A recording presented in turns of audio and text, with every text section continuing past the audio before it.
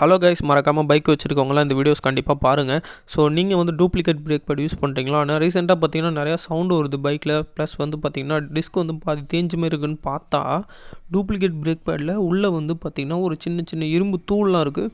So அதனால் என்னோடய disk என்னாச்சுன்னு பார்த்தீங்கன்னா கிட்டத்தட்ட பாதி அளவுக்கு அரிச்சிட்டு. ஸோ இது வந்து தெரிஞ்சவங்க விடுங்க, தெரியாதவங்களுக்கு ஷேர் பண்ணுங்கள், இந்த வீடியோ காமிங்க. ஸோ அதனால் வந்து பார்த்திங்கன்னா நான் வந்து ஒரிஜினல் பிரேக் பேட் மாற்றிட்டேன். அது வந்து பார்த்திங்கன்னா மாவு மாதிரி இருக்கும், அது நல்லாயிருக்கும் இருந்தாலும். ஸோ அது வந்து கொஞ்சம் லைஃப் கம்மியாக தான் வரும், இருந்தாலும் வந்து உங்களுக்கு பெஸ்ட்டாக இருக்கும். ஸோ டூப்ளிகேட் போட்டு இந்தமாரி டிஸ்க்கை வந்து மாத்திர நிலைமைக்கு வச்சுக்காதீங்க. மறக்காமல் நீங்கள் வந்து டூப்ளிகேட் பிரேக் பேட் யூஸ் பண்ணுறீங்கன்னா கண்டிப்பாக சேஞ்ச் பண்ணிடுங்க. ஸோ நீங்கள் வந்து பார்த்தீங்கன்னா 300 வரும் எனக்கு வந்து டூப்ளிகேட் பிரேக் பேடு, ஒரிஜினல் எனக்கு அதிகமாக வருது. ஸோ அதுக்காக நீங்கள் வந்து டிஸ்கே மாற்றணுமா, கொஞ்சம் யோசிச்சு பாருங்கள்.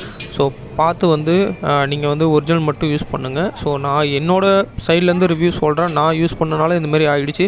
ஓகே ஃப்ரெண்ட்ஸ், நெக்ஸ்ட் வீடியோவில் பார்க்கலாம். பாய்.